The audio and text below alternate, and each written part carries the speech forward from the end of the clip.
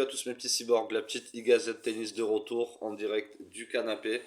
N'oubliez pas de faire un petit like, ça nous met en avant. Et je vous mets le lien du Telegram général en dessous pour ceux qui découvrent la chaîne. Vous avez des pronostics, des conseils gratuits là-bas. Aujourd'hui, il y a l'ATP de Doha. J'ai sélectionné deux matchs là-dessus. On va commencer par les femmes, tiens. Il y a le WTA Dubaï. Je vois pas vraiment de surprise chez Rybakina Paolini. Ça ne veut pas dire que je vais bête Rybakina, pour moi les cotes sont bien placées. Sur Zeng Swiatek, les cotes sont sorties à 6,48 chez Zeng et c'est descendu jusqu'à 5,70 à peu près. J'attendrai que ça monte autour de 7. Souvent, je vous l'ai dit, dès que le match va approcher, souvent les outsiders montent. Donc si elle commence à être autour de 7, un peu comme hier, il y avait Svitolina ou avant-hier, ou c'était hier je crois, 7,50. Autour de 7, je vais commencer à me poser des questions là-dessus.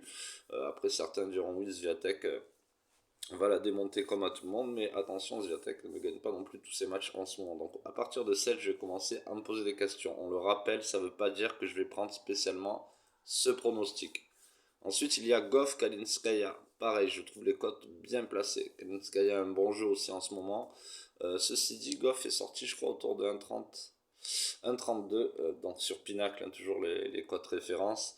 Et 3,65 pour Kalinskaya, qui est autour de 3,39, donc 3,40 actuellement. Et du 1,37 pour Goff, donc de 1,32 à 1,37.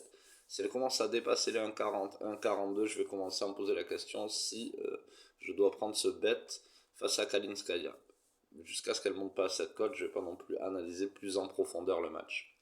Donc ça, c'était chez les femmes. Chez les hommes, il y a Kachanov, Russu, Vori. Et là, il commence à m'intéresser. Il est sorti à 2,20. On l'a vu en haut de marché à 2,36. Il est autour de 2,31. Le match est dans 30 minutes a priori, donc je vais essayer de sortir rapidement la vidéo. Mais je peux clairement me tourner vers Kachanov. D'ailleurs, on a fait une semaine porte ouverte.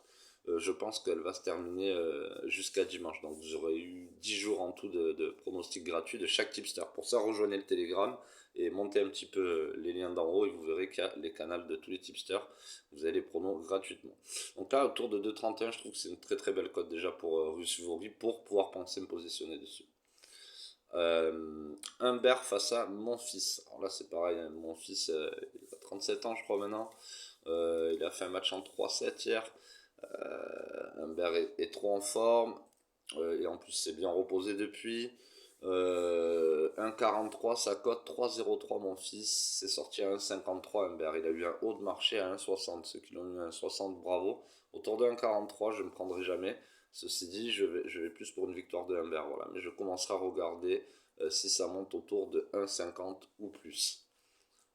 Et ensuite, Borges face à Rude. Et là, c'est toujours pareil aussi, sorti autour de 1,49 Rude. Et ça commence à descendre, ça descend jusqu'à 1,43. On est autour de 1,45. Face à 2,96 pour Borges.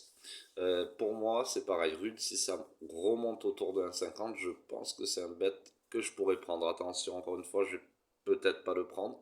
Mais à 1,50, je vais vraiment poser la question. Et je suis vraiment pas sûr qu'on revoie les 1,50. Parce que je pense que c'est beaucoup trop value en 1,50 et comment on peut dire, le marché laisse jamais les values gratuitement comme ça.